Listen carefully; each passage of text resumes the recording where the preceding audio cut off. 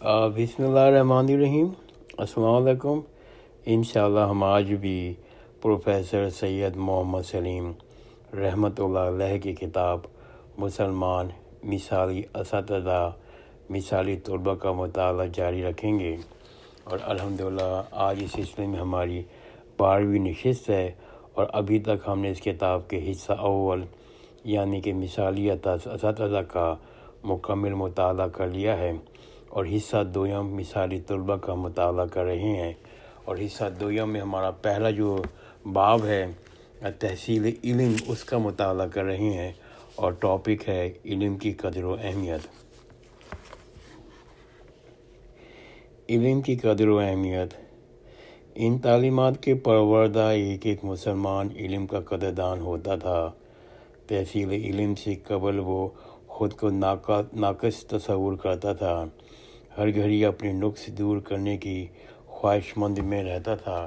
علم کی ان کے بزرگوں کے نزدیک اس قدر اہمیت تھی کہ اس کا اندازہ خود حضرت عبداللہ بن عمرو بن عاص کے قول سے ہوتا ہے۔ وہ فرماتے ہیں، دو چیزوں نے زندگی کو میرے لیے مرغوب بنا دیا ہے، ایک صادقہ احادیث کا وہ مجموعہ جو انہوں نے خود تیار کیا تھا، دوسری ومسیت، یہ ایک باغ تھا جو میرے والد نے راہ خدا میں صدقہ کیا تھا۔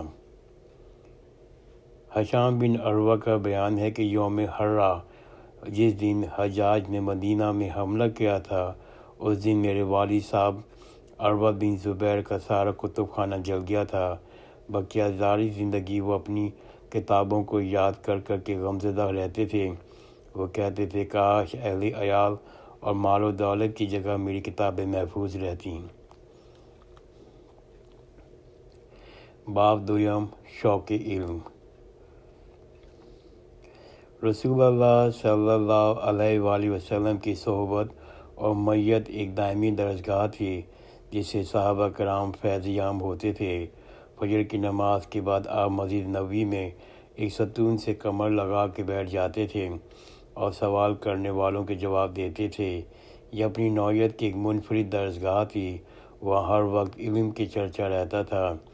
ہر صحابی کی خواہش ہوتی تھی کہ وہ آپ صلی اللہ علیہ وآلہ وسلم کی صحبت سے جدا نہ ہو، مگر زندگی کی ضروریات اور دوسرے کام کاج کی وجہ سے اس محفل سے جدا ہونا پڑتا تھا۔ ایسی صورت میں بعض صحابہ کرام رضی اللہ تعالیٰ عنہ نے یہ طریقہ اختیار کر رکھا تھا کہ دو اشخاص باہم مل کے یہ طے کر لیتے تھے کہ ایک شخص دن بھر حضور کریم صلی اللہ علیہ وآلہ وسلم کی صحبت سے فیض یاب ہوگا اور دن بھر کی باتیں اپنے رفیق کو بتا دے گا۔ دوسرے دن دوسرا ساتھی حضور کریم صلی اللہ علیہ وآلہ وسلم کی صحبت میں رہتا تھا اور دن بھر کی باتیں وہ آ کر دوسرے ساتھی کو بتاتا تھا۔ حضرت عمر رضی اللہ تعالیٰ عنہ فرماتے ہیں، ایک دن میں دربار رسالت میں جاتا تھا اور دوسرا دن میرا رفیق جاتا تھا۔ صحابہ کرام کا یہی شوق علم تابعین کو منتقل ہوا اور بعد کی نسلوں کو منتقل ہوا۔ شوق علم کا اندازہ یحییٰ بن یحییٰ مسعودی اندلسی کے واقعے سے لگایا جا سکتا ہے۔ وہ اندلس سے چل کر مدینہ رسول صلی اللہ علیہ وسلم میں امام مالک کی درسگاہ میں آئے۔ ایک مرتبہ مدینہ میں ہندوستان کا ایک بازیگر ہاتھی لے کر پہنچ گیا۔ شمالی افریقہ اور عرب میں ہاتھی نہیں ہوتے تھے، یہ ایک عجوبہ جانور تھا۔ سارے طلباء مسجد سے نکل کر گلی میں آ گئے اور ہاتھی کا تماشا دیکھنے لگے۔ تنہا یحییٰ وہاں بیٹھے رہے۔ ان کو دیکھ کر امام مالک نے کہا، تم کیوں ہاتھی کو دیکھنے نہیں جاتے؟ یحییٰ نے جواب دیا، میں نے 3000 میل کا سفر ہاتھی دیکھنے کے لیے نہیں کیا تھا۔ مطلوبہ کتاب کا اتنا اشتیاق ہوتا تھا، اس کا اندازہ ذیل کے واقعے سے لگایا جا سکتا ہے۔ جاہز 255 ہجری کی کتاب تھی، فریق مابین النبی و منتہا الاصلی اور بناوٹی نبی کا فرق۔ ابو بکر بن اشخاص کو اس کتاب کے پڑھنے کا بہت شوق تھا۔ ساری کوشش اس کتاب کو حاصل کرنے میں صرف کر دی۔ آخر میں وہ حج پہ روانہ ہوئے۔ وہاں مدینہ ورفات میں انہوں نے ایک اعلانچی مقرر کر دیا جو گھومتے پھرتے اعلان کرتا تھا، خدا کی رحمت ہو اس شخص پر جو میں حافظ کتاب فرق مابین تو نبی و منتہا کا نشاندہی کرے۔ شوق علم اور محنت۔ تحصیل علم کے لیے طلباء خود کو ہر قسم کی مشقت برداشت کر لیتے تھے، مگر استاد کو غیر ضروری تکلیف دینا پسند نہیں کرتے تھے۔ حضرت عبداللہ بن عباس رضی اللہ تعالیٰ عنہ بیان کرتے ہیں، میں طلب حدیث میں بعض انصاریوں کے دروازے پر گرمی کی شدت میں بیٹھا رہتا تھا کہ کب صاحب خانہ باہر نکلتے ہیں تاکہ میں ان سے حدیث دریافت کروں۔ میں اگر دروازے کھٹکھٹاتا تو صاحب خانہ باہر نکل آ سکتے تھے، مگر مجھے ان کے آرام کا خیال رہتا تھا۔ میں چاہتا تھا کہ خود ہی باہر نکل کے آئیں اور خوش دلی سے مجھے حدیث بتائیں۔ حضرت امام محمد بن مسلم بن شہاب ظہری رحمۃ اللہ علیہ کا شوق کا یہ عالم تھا۔ وہ مدینے میں ایک انصاری کے در پہ جاتے تھے، ہر شخص سے رسول اللہ صلی اللہ علیہ وسلم اور اصحاب رسول اللہ صلی اللہ علیہ وسلم کے حالات کے متعلق ایک بات بھی ان سے معلوم ہو تو دریافت کرتے تھے، حتیٰ کہ کم سن بچیوں سے بھی دریافت کرتے تھے۔ امام شافعی رحمۃ اللہ ایک مرتبہ مسجد عمروں میں درس دے رہے تھے۔ مہویت کا یہ عالم تھا کہ اس وقت دھوپ آ گئی، مگر نہ استاد نے خیال کیا نہ شاگردوں نے پرواہ کی۔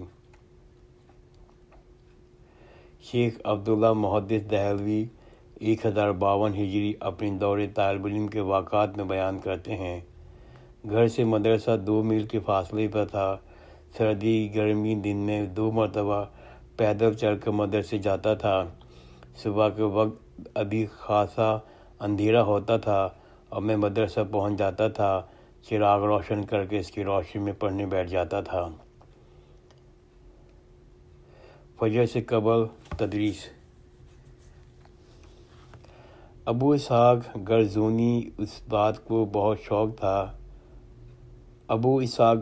کو اس بات کا بہت شوق تھا کہ اس طرح وہ محمد بن اسحاق ابو الاعلیٰ کے مدرسے میں داخل ہو کے تعلیم حاصل کریں۔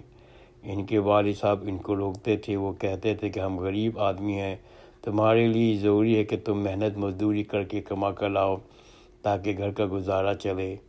شوقین لڑکے نے اس مشکل کا حل یہ نکالا، وہ حلقہ درس میں شریک ضرور ہوتا تھا مگر طلوع آفتاب کے ساتھ وہاں سے اٹھ کر آ جاتا تھا، پھر مزدوری پر چلا جاتا تھا۔ مستقل مزاجی سے اس طریقہ کار پر عمل کرتے کرتے وہ ایک باقاعدہ عالم بن گیا۔ قریبی زمانے میں ایک واقعہ مولانا سید ابو اعلیٰ مودودی مرحوم 1969 عیسوی کے ساتھ پیش آیا۔ مولانا عبدالسلام نیازی دہلوی میں معقولات کے بہت بڑے عالم تھے۔ وہ تجرد کی زندگی گزارتے تھے، قلندرانہ روش رکھتے تھے، بالکل اکثر مشہور بزرگ تھے۔ مولانا مودودی نے ان سے علوم معقولات پڑھنے کی خواہش ظاہر کی۔ خاندانی وجوہات کے پیش نظر مولانا مودودی کی خواہش کو رد نہ کر سکے، مگر شرط بہت کڑی لگائی۔ انہوں نے فرمایا، میاں صاحب زادے، پڑھائی کے لیے ہماری شرط بہت سخت ہے۔ وہ شرط یہ ہے کہ تدریس کا کام نماز فجر سے قبل ختم ہو جانا چاہیے۔ شوقین طالب علم نے شرط بھی قبول کر لی۔ اذان فجر سے قبل مولانا مودودی مولانا نیازی کے دولت کدے پہنچ جاتے تھے۔ مولانا عبدالسلام کا مزاج میں قلندرانہ گرمی تھی، اس لیے زنجیر در کھٹکھٹانے کی ہمت نہیں پڑتی تھی۔ مولانا نیازی خود ہی اوپر کھڑکی سے جھانک کر دیکھتے تھے، شاگرد کو بیٹھا ہوا دیکھتے تو نیچے اتر کے دروازہ کھول دیتے، پھر درس شروع ہو جاتا۔ کبھی ایسا بھی ہوتا کہ دروازہ نہیں کھلتا، اندر سے کہہ دیتے، سید بادشاہ آج طبیعت حاضر نہیں ہے۔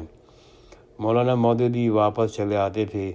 ایک مدت تک سحری درس کا سلسلہ جاری رہا۔ راہ چلتے تدریس کے لیے نہ باقاعدہ کسی مدرسے کا ہونا ضروری تھا، نہ کسی وقت کی پابندی ضروری تھی۔ جہاں موقع مل گیا وہیں درس شروع ہو گیا۔ قدیم اشعار عرب کا ماہر نحوی احمد بصری 796 ہجری کا آغاز میں عباسی خلیفہ ہارون رشید کا ذاتی شرطا باڈی گارڈ تھا۔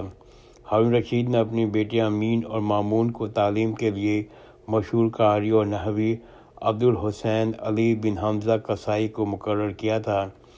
احمد کی ڈیوٹی یہ تھی کہ وہ قصائی کو باہر سے اندر لائے اور محل سرائے میں داخل کرے۔ اسی طرح جب وہ جائے تو اس کو محل سرائے سے لے کر ڈیوری کے باہر چھوڑ دے۔ اس مختصر سے وقت میں احمد کو اپنا شوق علم کی تکمیل کی مناسب موقع نظر آیا۔ قصائی نے بھی ہمت افزائی کی اور آتے جاتے قصائی کو اس کی پڑھانا شروع کر دیا۔ دن بھر یہ سبق جاری یاد کر لیتا تھا۔ اس طرح بتدریج وہ نحو و ادب کا امام بن گیا۔ ایک وقت وہ بھی آیا جبکہ وہ اپنے استاد کی جگہ ہارون کے بچوں کو معلم بن گیا۔ مشہور عالم ابو صبغی رنگریز تھا۔ ان کے گھر پر کپڑے رنگے جاتے تھے۔ رنگ کارخانے میں ہی طالبان علم جمع ہو جاتے تھے۔ وہاں حدیث کا درس شروع ہو جاتا تھا۔ کارخانے کے باہر میدان میں ابو عبداللہ بن یعقوب حاضر مجموعہ کو وعظ دیتے تھے۔ ہندوستان میں بھی ایسے شوقین طالب علم کی مثالیں ملتی ہیں۔ مولوی نذیر احمد دہلوی کالج میں طالب علم تھے۔ ان کی خواہش تھی کہ خارج النصاب کتاب استاد مولانا مملوک علی مدرس دہلوی کالج سے پڑھنا چاہیے۔ انہوں نے استاد کے سامنے اپنی خواہش کا اظہار کر دیا۔ مولانا مملوک علی نے فرمایا، تدریس کے لیے میرے پاس کوئی وقت باقی نہیں، البتہ گھر سے کالج کا وقت بچا ہے۔ تدریس کے لیے میرے پاس کوئی وقت باقی نہیں، البتہ گھر سے کالج جانے کا وقت بچا ہے۔ اگر تم چاہو تو اس وقت میں پڑھ سکتے ہو۔ شوقین طالب علم نے وہی وقت قبول کر لیا۔ اب روزانہ کا معمول یہ بن گیا۔ کالج کے بعد مولانا صاحب کی پالکی کہاڑ لے کر دوڑے چلے جاتے تھے اور مولوی نذیر احمد کتاب کھولے ساتھ ساتھ بھاگ رہے تھے۔ اس حال میں درس و تدریس جاری رہتی تھی۔ کئی مرتبہ ایسا ہوا کہ مولانا صاحب ٹھوکر کھا کر گر گئے، ان کے پاؤں چھل گئے، ہاتھ پاؤں لہو لہان ہو گئے، مگر پھر بھی وہ پالکی کے ساتھ دوڑتے چلے گئے۔ یہی وہ ہستی ہے جو آگے چڑھ کے ڈپٹی مولوی نذیر احمد دہلوی کے نام سے مشہور ہوئے۔ ایسے ہی شوق کا مظاہرہ مولانا شبلی نے کیا۔ فراغت علم کے بعد انہوں نے عربی ادب پڑھنے کا شوق ہوا۔ اس زمانے مولانا فیض الحسب سہانپوری عربی ادب کے امام سمجھے جاتے تھے۔ وہ اورینٹل کالج لاہور میں استاد تھے۔ مولانا شبلی لاہور پہنچے۔ مولانا فیض الحسن سے اپنی خواہش کا اظہار کیا۔ مولانا نے فرمایا، میرے پاس وقت نہیں ہے، البتہ کالج آنے اور جانے کا وقت بچا ہے۔ میرا گھر کالج سے 2 میل کے فاصلے پر ہے۔ میں پیدل آتا اور جاتا ہوں۔ اگر آپ چاہیں تو میرے ساتھ چلیں اور کتاب پڑھ لیں گے۔ شوقین شبلی نے تجویز کو قبول کیا۔ اب وہ پابندی سے صبح مولانا صاحب کے گھر دروازے پر موجود ہوتے اور چھٹی کے وقت کالج کے دروازے پر موجود ہوتے۔ سردی گرمی برسات انہوں نے اس پابندی کو نبھایا۔ اس عرصے میں مولانا شبلی نے حماسہ، سبع معلوقات وغیرہ کتابیں پڑھیں۔ اتنی محنت شاقہ برداشت کرنے کے بعد مولانا شبلی بن گئے۔ میں اب آج کا مطالعہ یہاں رکتا ہوں۔ انشاءاللہ آئندہ کی نشست میں ہم شوق علم اور افلاس اور کتابیں ہاتھ سے نقل کرنے والے چیپٹر پڑھیں گے انشاءاللہ۔ جزاک اللہ خیر۔ خدا حافظ۔